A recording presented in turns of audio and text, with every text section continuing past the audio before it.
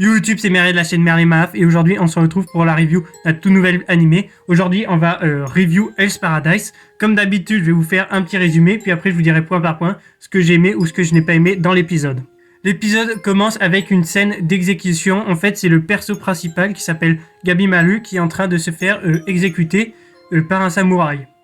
Bref, le mec tente de lui couper la tête mais ça ne marche pas et même l'épée va se casser sur son cou. Du coup, Gabi Malu est renvoyé en prison et là il va parler avec une personne qui s'appelle Sagiri Yamada Asemon. Vu que le nom est un peu long, on va juste l'appeler Sagiri et cette personne est enquêtrice.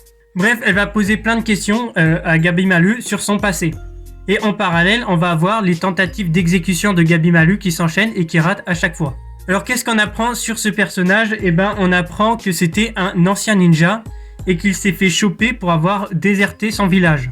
Bref, forcément, il est condamné à la peine de mort et ce qu'il dit, c'est que lui, il ne veut pas vivre, mais le problème, c'est qu'il n'arrive pas à mourir. Bref, les tentatives d'exécution vont s'enchaîner. On apprend aussi que, par exemple, Gabi Malu avait une femme et que donc c'est à cause d'elle qu'il a déserté. Selon lui, sa femme, elle le saoulait et donc il a demandé de déserter le village pour éviter d'être avec elle. Une fois qu'on a appris tout ça, on va passer à la dernière tentative d'exécution de Gabi Malu.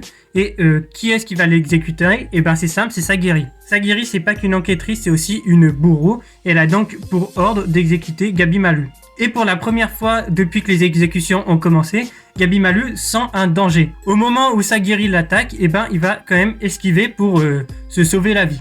On voit d'ailleurs que le coup aurait pu le tuer vu qu'il a une coupure sur la gorge. Donc là, Sagiri lui dit « Mais depuis des jours, tu me dis que tu veux mourir, alors pourquoi t'as esquivé quoi ?» Et après avoir dit ça, Sagiri va raconter la vraie histoire de Gabi Malu, en tout cas ce que elle a déduit quand Gabi Malu lui a parlé. Bon, selon elle, il n'a pas menti sur beaucoup de points, sauf sur un point, c'est que Gabi Malu aimait sa femme. Il avait décidé d'arrêter d'être ninja, d'arrêter d'assassiner et de vivre sa vie tranquillement. Quand il en a parlé au chef du village, le chef du village lui a donc tendu une embuscade pour le faire exécuter. Bref, en parallèle de ça, t'as un petit combat entre Gabi Malu et Sagiri, mais il est pas bien intéressant. À un moment, Sagiri va sortir une lettre, ce qui fait que Gabi Malu n'est plus à exécuter. Il pourra même être gracié de tous ses crimes et donc retrouver une vie normale.